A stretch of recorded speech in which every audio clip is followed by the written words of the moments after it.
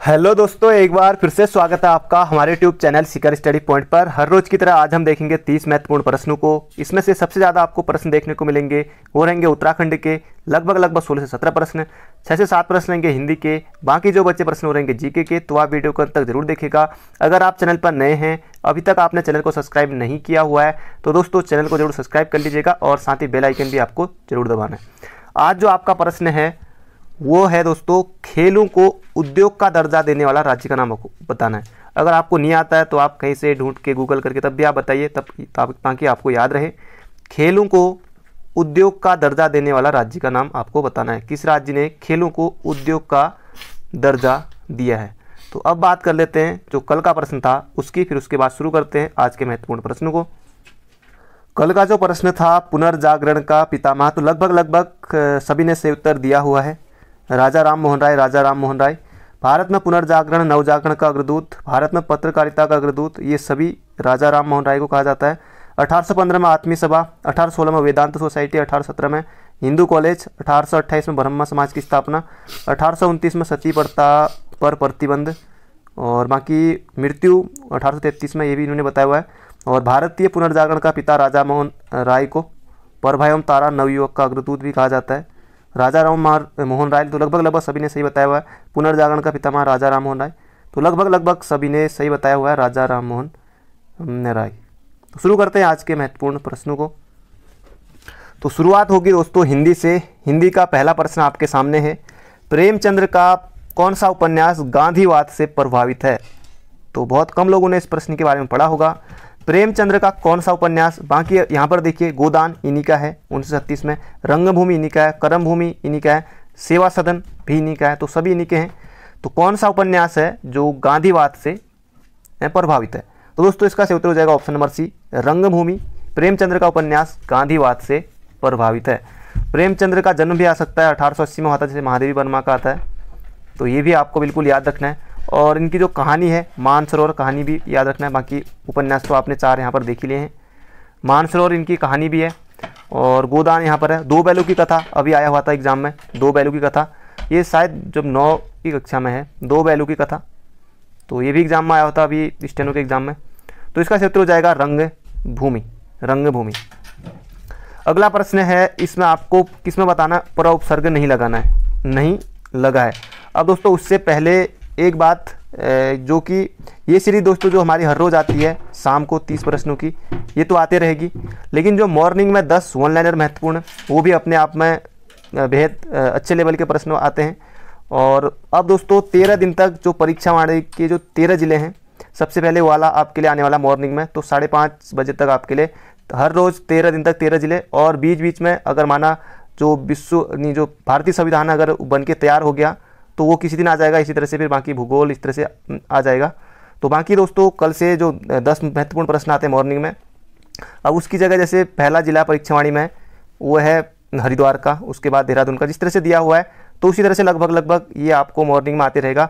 और बाकी फिर 13 जिलों का फिर अंत में, जैसे 13 जिले पूरे हो गए, फिर उसके बाद इनके MCQ महत्वपूर्ण जितने भी हैं, जैसे 100 प्रश्न लगभग हर जिले से, इस तरह से। और पहले और परीक्षावाणी के जो 13 जिले हैं पहले उनको, फिर उसके बाद लगभग जुलाई महीने तक पूरे हो जाएंगे, फिर उसके बाद 100 महत्वपूर्ण प्रश्न इस तरह से आते रहेंगे। और बाकी 13 जिले पूरे हो गए तो एक ही साथ इसका पूरा एक ही वीडियो अलग से भी आ जाएगा, क्योंकि उसमें 13 जिले एक ही वीडियो में, वो लगभग 3-3.5 घंटे में फिर अलग से मिक्स करके वो वाली वीडियो अलग से आ जाएगी। तो शुरू करते हैं, आगे बढ़ते हैं। तो ये आपको बताना था, बाकी इसका उत्तर आपने अभी तक सोच लिया होगा। तो परा उपसर्ग नहीं बना है, तो परयुक्त में है, प्रसिद्ध में है, प्रगति में, तो प्रश्न ऑप्शन नंबर सी, इसमें ही नहीं है। उपसर्ग शब्द के प्रारंभ में रखते हैं, प्रारंभ में लगा उपसर्ग, उप पहले लगेगा, उपसर्ग, उप का होता है समीप या निकट, इसका अर्थ। अगला प्रश्न है, निम्न में से कौन सा सही है, इनमें से आपको बताना है। अलग लेवल का प्रश्न है और अच्छा प्रश्न है, ये आपके सामने सारे यहाँ पर दिख रहे हैं।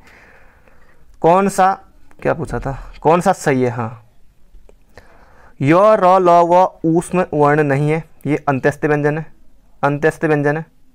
ऊष्म व्यंजन सौ हो, और यहाँ पर है चौ छ जौ झ यों, तो स्पर्श संघर्षी है, तो ये बिल्कुल सही है, ये तो सही है। तो हमसे पूछा था कौन सा सही है, हाँ तो सही हो गया हमारा, यही सही है। बाकी ये तो गलत हो गया, मैंने बता ही दिया, अंत्यस्थ व्यंजन है।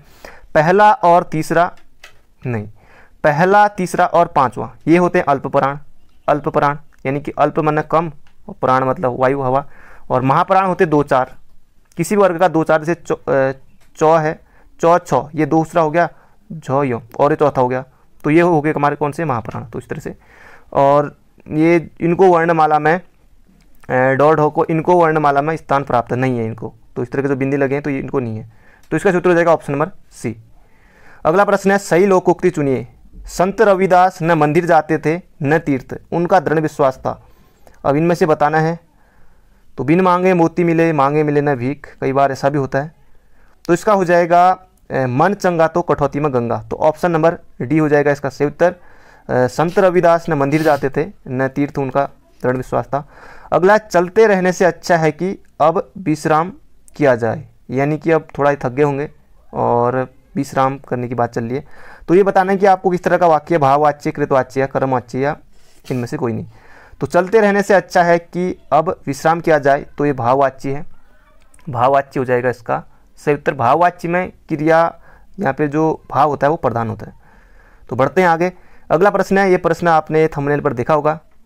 बीता हुआ क्षण सदा के लिए गया, वाक्य। अगर एग्जाम में आता है इस तरह का प्रश्न, एग्जाम में शायद किसी न किसी एग्जाम पूछा गया हो पहले। बीता हुआ क्षण सदा के लिए गया, तो ये बिल्कुल सीधा सा, सरल सा, साधारण सा वाक्य, तो ये हो जाएगा सरल वाक्य। ऑप्शन नंबर ए हमारा बिल्कुल सही उत्तर है। बाकी संयुक्त वाक्य इस तरह का कोई जोड़ने वाला कुछ इस तरह का आया नहीं है। अगला प्रश्न है, अनेकार्थक शब्द कृष्ण के लिए निम्न में से गलत विकल्प आपको बताना है। कृष्ण के लिए, कृष्ण मतलब काला, श्याम, मधुसूदन तो है ही है, और कौनते ये पांडवों के लिए प्रयुक्त होता है, कौनते ये होता है पांडवों के लिए प्रयुक्त होता है, और तो ये हो जाएगा हमारा ऑप्शन नंबर बी। तो हिंदी हमारी यहाँ पर 7 क्वेश्चन थे, पूरे हो गए। अब इनमें से कौन सा सही सुमेलित है। एक तरफ शिखर दिया हुआ, पर्वत दिया हुआ, ऊंचाई। 78-17 हाथी पर्वत। अब 78-17 देखते ही दोस्तों सबके मन में आना चाहिए नंदा देवी, नंदा देवी, तो ये याद रखिए नंदा देवी 78-17। तो इसका क्षेत्र हो जाएगा नारायण पर्वत 59-65, बिल्कुल सही है, परीक्षावाणी में मिल जाएगा 59-65। बाकी पूरी परीक्षावाणी आने वाली है, तो इस तरह से जिन्होंने नहीं पढ़ा है, पढ़ भी लिया है तो ठीक है, बाकी रिवीजन के लिए आपका हो ही जाएगा, आप चलते चलते सुन सकते हैं। तो हाथी पर्वत ये चमोली में है, और हाथी पर्वत की जो ऊंचाई है लगभग वो 6700 मीटर के आसपास है, 6730 या 6727 तक है, चमोली में। और गौरी पर्वत ये भी चमोली में है, नर पर्वत ये भी चमोली में। तो यहाँ पर नारायण पर्वत बिल्कुल सही है, 59-65 मीटर है। अगला प्रश्न है, उत्तराखंड में भाबर पेटी निम्न में से किस प्रकार की जलवायु दशाएं हैं। तो ये इसका क्षेत्र हो जाएगा उपोष्ण। उत्तराखंड में भाबर पेटी उपोष्ण प्रकार की जलवायु दशाएं। अगला प्रश्न है, राकस ताल व महेश्वर ताल। अब महेश्वर से मधमेश्वर ताल रुद्रप्रयाग में है, तो रुद्रप्रयाग नहीं, तो पिथौरागढ़ हो जाएगा, क्योंकि राकस ताल भी है। राकस ताल और महेश्वर ताल ये पिथौरागढ़ में, ऑप्शन नंबर सी। बाकी पिथौरागढ़ में आपको बहुत कम ताल देखने को मिलेंगे, और तो इसका सूत्र हो जाएगा राकस ताल और महेश्वर ताल पिथौरागढ़ में। अगला प्रश्न है, टिहरी रियासत का पहला कॉलेज किसने स्थापित किया था। तो इसका सूत्र हो जाएगा प्रताप शाह ने। फिर प्रताप शाह जो हाई स्कूल था, प्रताप हाई स्कूल को, फिर उसको इंटर कॉलेज में कि मतलब कि उसके उच्च शिक्षा कृत किया था, उसका वो किया था कीर्ति शाह ने उसको इंटर कॉलेज किया था। अगला प्रश्न है, और प्रताप शाह ने ही जो टिहरी है वहाँ अंग्रेजी शिक्षा की शुरुआत की थी। अंग्रेजी शिक्षा की शुरुआत भी प्रताप शाह ने ही की थी। अगला प्रश्न है, हिमालय संगीत शोध संस्थान स्थित है। तो यह है हल्द्वानी में। तो हौ से हरिद्वार मत जाइएगा, हौ से हल्द्वानी जाना आपको। हिमालय संगीत शोध संस्थान हल्द्वानी में। अगला है, घोड़ाखाल नैनीताल स्थित गोलू देवता का जो मंदिर है वो निर्माण किसने किया था, ये आपको यहाँ पर बताना है। तो इसका क्षेत्र हो जाएगा बाज बहादुर चंद ने घोड़ाखाल नैनीताल में स्थित गोलू देवता मंदिर का निर्माण कराया था। तो ऑप्शन नंबर सी हो जाएगा हमारा बिल्कुल सही उत्तर। तो यही आपको बिल्कुल याद रखना है। और बाज बहादुर चंद को जो बहादुर की उपाधि है ये दी थी किसने, जो यहाँ पर बाज लगा है ना, यहाँ पर जो बहादुर लगा है, तो ये है शाहजहाँ ने। तो ये भी आपको बिल्कुल याद रखना। और 1638 से 1678 तक बाज बहादुर गद्दी पर बैठे थे, तो ये आपको बिल्कुल याद रखना। और तिरमल चंद के उत्तराधिकारी बाज बहादुर चंद, और भोटियों और होड़ियों पर सिरती नामक कर भी लगाया था। अगला है, राज्य सरकार ने नई पर्यटन नीति, पहली पर्यटन नीति कब आई थी, 2001 में। अभी हम उसी को देखेंगे जो पर्यटन वाला है हमारा, जिसमें जिला दर्शन है। तो कल को मॉर्निंग में आपके लिए आ जाएगा। अब क्योंकि दोस्तों बहुत सारे एग्जाम हैं और ये सीरीज़ तो हमारे शाम को आती है, सही है। बाकी वो चीज़ें जैसे बाकी हर रोज़ आपके लिए ऐसा नहीं है कि जब तक एग्ज़ाम नहीं हो जाते तब तक आपके लिए मॉर्निंग में भी इवनिंग में भी दोनों आते रहेंगे, दोनों टाइम वीडियो। तो इसका उत्तर हो जाएगा सितंबर 2018 में। और जो पहली जो उत्तराखंड में पर्यटन नीति तो 2001 में आई थी, अप्रैल 2001 में। तो इसका उत्तर है सितंबर 2018, सितंबर 2018। अगर आपको पूरी डेट याद हो तो लगभग 9 सितंबर है, पता नहीं कितना था, लेकिन अगर आपको पूरी डेट याद हो तो आप कमेंट बॉक्स में जरूर बताइएगा। जो नई पर्यटन नीति है सितंबर 2018 में।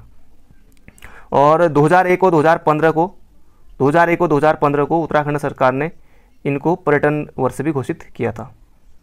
अगला प्रश्न है अभय नामक पत्रिका का संपादन 1928 में देहरादून से किसने किया था। अब अभय नामक पत्रिका है और 1928 में है और देहरादून से, तो किसने किया था, तो ये क्या था, स्वामी विचारानंद सरस्वती। तो ऑप्शन नंबर बी हो जाएगा हमारा बिल्कुल सही उत्तर। तो ये आपको बिल्कुल याद रखना है। और गिरिजादत्त नैथानी जो गढ़वाली है, गढ़वाली 1905 में निकला था, उसमें गिरिजादत्त नैथानी थे और उसके अलावा तारादत्त गलोरा और विश्वम्बर दत्त चंदोला। हाँ, विश्वम्बर दत्त चंदोला वो भी थे, क्योंकि गढ़वाल हिंदी पत्रकारिता का भीष्म पितामह कहा जाता है उनको, वो भी थे। तो गिरिजादत्त नैथानी उसमें थे गढ़वाली में। तो इसका उत्तर हो जाएगा स्वामी विचारानंद सरस्वती, ऑप्शन नंबर बी। अगला प्रश्न है कालिदास ने अपनी रचना मेघदूत में किस स्थान का वर्णन किया है। तो ये क्या है, कनखल का, कनखल हरिद्वार में। तो कनखल का कालिदास की जो रचना है मेघदूत में कनखल का वर्णन किया है। कनखल जो दक्ष प्रजापति उनकी राजधानी थी, शिवजी के ससुर, तो ये हो जाएगा कनखल। कुशावर्त घाट ये भी हरिद्वार में ही है। अगला कब राष्ट्रीय आपदा प्रबंधन प्राधिकरण की ओर से भूकंप की दृष्टि से अति संवेदनशील उत्तरकाशी जिले को भूकंप रोधी मॉडल के लिए चुना गया। तो दोस्तों इसका सही उत्तर हो जाएगा अप्रैल 2017 में, अप्रैल 2017 में। दोस्तों अगर आपने अभी तक वीडियो को लाइक नहीं किया तो लाइक जरूर से कर दीजिए और इसे जाते जाते एक शेयर भी जरूर करेगा और चैनल पर नए हो तो आप सब्सक्राइब भी जरूर करेगा। अब यहाँ पर एक तरफ परियोजना दी हुई है और एक तरफ दिया हुआ है इनका जो अवस्थिति है किस नदी पर है। तो ग्रेजुएशन लेवल का एग्जाम है तो ऐसे प्रश्न तो आएंगे। तो इनमें से आपको बताना, तो कोई ना कोई तो आपको जरूर पता होगा। किसी को हीराकुंड बात तो लगभग पता ही होगा, हीराकुंड महानदी कर लेते हैं। और उड़ीसा में तो नागार्जुन तो कृष्णा नदी पर है। और इडुक्की हो गया पेरल और भाखड़ा तो ये हो गया सतलज। बाकी दोस्तों ये ऑप्शन में आपको मिल जाएगा कहीं ना कहीं पर, देख लेते हैं एक बार। भाखड़ा ए का होना चाहिए, ये इसका होना चाहिए 4 सतलज। तो 2 ऑप्शन तो हमारे इनका तो काम खत्म। हीराकुंड महानदी पर तो ऑप्शन नंबर बी, तो ये हो गया हमारा ऑप्शन नंबर बी। बाकी इडुक्की पेरियार और नागार्जुन सागर कृष्णा। अगला है, बाकी इस तरह के क्वेश्चन जो भी आते हैं चाहे उत्तराखंड से संबंधित आए या किसी से भी संबंधित आए, बाकी अगर आपको 1-2 भी आते हैं तो तब भी थोड़ा बहुत ऑप्शन से आप लगा ही सकते हैं। बाकी थोड़ा सोच समझ कर, क्योंकि कई ऑप्शन में होता है कि आयोग लगातार इसे भी देता है, तो थोड़ा बहुत आप कर सकते हैं इस तरह के प्रश्नों को। और जो बड़े लेवल के एग्जाम है वहाँ तो मान के चले कि आएंगे ही आएंगे। अगला प्रश्न है वायुमंडल की लंबवत संरचना में सबसे निचली सतह कौन सी है। तो बहुत ज़्यादा महत्वपूर्ण प्रश्न है दोस्तों। तो इसका उत्तर हो जाएगा ट्रोपोस्फीयर। अब ट्रोपोस्फीयर कई बार होता है कि जैसे सब कुछ इंग्लिश में ही दे दिया है, तो हिंदी में छोप मंडल, और ये आपको बिल्कुल याद रखना है। तो ये चीज़ें जो हैं कि आपको इंग्लिश में भी याद रखनी पड़ेंगी, हिंदी में भी, वरना दिक्कत हो सकती है। ये हो जाएगा ट्रोपोस्फीयर। और ट्रोपोस्फीयर में जैसे कि आजकल जैसे जो मौसम संबंधी घटना, जैसे आपको पता है कि आजकल जैसे बारिश हो रही है, तो ये सब समस्त जो मौसम की घटनाएं हैं वो भी ट्रोपोस्फीयर में होती है, छोप मंडल में। अगला प्रश्न है राज्य के नीति निर्देशक सिद्धांतों के निम्नलिखित अनुच्छेदों में से कौन सा अंतर्राष्ट्रीय शांति और सुरक्षा के संवर्धन से संबंधित है।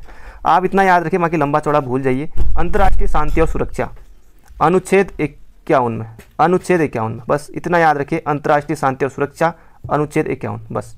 बाकी इतना लंबा चौड़ा है तो ये आपको याद करने में दिक्कत हो सकती है। और अगला जो है अनुच्छेद 48 का क, ये भी महत्वपूर्ण है। और ये इसलिए महत्वपूर्ण है क्योंकि इसमें जो पर्यावरण संरक्षण तथा जो वन्य जीवों की जो रक्षा है, मतलब कह सकते हैं पर्यावरण संरक्षण से संबंधित है। पर्यावरण संरक्षण तथा वन्य जीवों की रक्षा अनुच्छेद 48 का क, ये भी महत्वपूर्ण है, इसलिए मैंने आपको बताया। तो ये अनुच्छेद 51 हो जाएगा इसका सही उत्तर, अंतर्राष्ट्रीय शांति और सुरक्षा के संवर्धन। अगला है प्रथम भारतीय प्रधानमंत्री जिन्होंने अफगानिस्तान की यात्रा की थी। तो ये थे JL नेहरू 1959 में। अगला है मौर्य काल में सीता से तात्पर्य था। तो मौर्य काल में सीता से तात्पर्य था राज की भूमि से प्राप्त आय, यानी कि सीता से जो तात्पर्य है तो राज की भूमि से प्राप्त आय, ऑप्शन नंबर सी। अगला प्रश्न है महात्मा गांधी द्वारा चलाया गया प्रथम जन आंदोलन था। अब बहुत कम लोग इसको सही करने वाले हैं, जिन्होंने अच्छे से पढ़ा है तो उनका सही है। महात्मा गांधी द्वारा चलाया गया प्रथम जन आंदोलन था तो इसका सही उत्तर हो जाएगा दोस्तों, जिन्होंने जिन्होंने ऑप्शन नंबर यहाँ पर किया है नील वाला, तो ये गलत है। तो ये हो जाएगा असहयोग आंदोलन, जो कि 1920 से 22 में फिर ख़त्म हो गया था। तो असहयोग आंदोलन हो जाएगा। महात्मा गांधी द्वारा चलाया गया पहला जन आंदोलन, प्रथम जन आंदोलन कहें तो असहयोग आंदोलन हो जाएगा। और गांधी जी के नेतृत्व में जो पहला आंदोलन था 1917 में, चंपारण वाला, जिसमें नील की खेती, तो नील आंदोलन कह सकते हैं, तो 1917 ये वाला था। और बाकी प्रथम जन आंदोलन कहेंगे तो ये कहेंगे असहयोग आंदोलन को, ऑप्शन नंबर ए। अगला प्रश्न है, विश्व व्यापार संगठन वर्ल्ड ट्रेड ऑर्गेनाइजेशन जिसका अंग है वो है WTO, गैर सदस्यों द्वारा स्थापित एक अंतर्राष्ट्रीय व्यापार संगठन। WTO 1 जनवरी 1995 को जिनेवा में है, तो ये आपको बिल्कुल याद रखना। तो इसका सूत्र हो जाएगा ऑप्शन नंबर डी। अगला प्रश्न है, ये प्रश्न आपने थंबनेल में देखा ही होगा, गढ़वाल दर्शन नामक पुस्तक के लेखक हैं। तो गढ़वाल दर्शन नामक पुस्तक के लेखक हैं शिवानंद नौटियाल। तपोभूमि गढ़वाल, गढ़वाल के लोक नृत्य ये शिवानंद नौटियाल की हैं और महत्वपूर्ण है, एग्जाम में आया हुआ था, तो ये आपको याद रखने होंगे। तो शिवानंद नौटियाल हो जाएगा इसका सही उत्तर, गढ़वाल दर्शन। अगला है, कौन सा नृत्य दीपावली के अवसर पर किया जाता है। तो दीपावली के नृत्य पर बहला खेला जाता है, बहला नृत्य होता है, तो ऑप्शन नंबर बी हो जाएगा, दीपावली के अवसर पर पहला नृत्य होता है, तो ऑप्शन नंबर बी। अगला प्रश्न है, श्री राम सेवक सभा की स्थापना कहाँ की गई थी, नैनीताल में, और ये कब की गई थी, 1916 में, कुमाऊं परिषद, इनमें से बताना है। बाकी कुमाऊं परिषद का अधिवेशन 19 में भी, 20 में भी, 18 में भी, तो खैर ये तो थोड़ी अलग है। पर यहाँ पर है श्री राम सेवक सभा नैनीताल में 1918 में, 1918 में श्री राम सेवक सभा की स्थापना 1918 में। अगला प्रश्न है, लोसर मेले का आयोजन कहाँ किया जाता है। तो लोसर मेले का आयोजन किया जाता है डुंडा उत्तरकाशी में, ऑप्शन नंबर सी हो जाएगा इसका सही उत्तर। काशीपुर उधम सिंह नगर में चैती मेला लगता है, ज्वालापुर हरिद्वार में गुघाल मेला लगता है, और बाकी लोसर मेला टुंडा हो ही गया। बाकी गंगोली हाट में शिवरात्रि पर मेला लगता है, तो इसका सूत्र हो जाएगा ऑप्शन नंबर सी। अगला है, प्रतिशतता के आधार पर उत्तराखंड के किस जिले में अनुसूचित जनजाति यानी कि जो ST हैं इनकी जनसंख्या सर्वाधिक है। तो दोस्तों इसका सूत्र हो जाएगा उधम सिंह नगर में, क्योंकि थारू लोग जो है ना यहीं आपको ज़्यादा मिलेंगे, और सबसे बड़ा जो जनसंख्या वाला समुदाय वो थारू है, तो ये हो जाएगा उधम सिंह नगर में, ऑप्शन नंबर ए। अगला है, उत्तराखंड में सभी को शिक्षा और ज्ञान देने हेतु स्कूल चलो अभियान की शुरुआत कब हुई थी, ये भी आपको परीक्षा में मिल जाएगा। बाकी चिंता ना करें, मैंने आपको से कहा है कि बहुत सारे एग्जाम हैं, किसी का किस्म होगा, किसी का अभी इतने सारे एग्जाम हैं, कई टैलेंटेड होंगे लड़के लड़कियां सभी, 3 से 5 एग्जाम में भी किसी का हो सकता है, और कई बेचारे ऐसे होंगे कि जिनका एक जगह भी होना बहुत मुश्किल हो जाएगा, जिनकी तैयारी बिल्कुल अच्छी नहीं होगी। वरना बहुत सारे मौके हैं, तो कहीं ना कहीं तो किसी का ज़रूर हो जाएगा, बाकी करते रहिए तैयारी। तो इसका उत्तर हो जाएगा स्कूल चलो अभियान, तो ये 2001 में, जुलाई 2001 में। तो दोस्तों ये थे आज का मेरा 30 महत्वपूर्ण क्वेश्चन। बाकी वीडियो को लाइक करके जरूर जाइएगा। बाकी मिलते हैं बहुत जल्दी। Thank you friend, thank you so much. अपना ध्यान रखिए, तैयारी करते रहिए।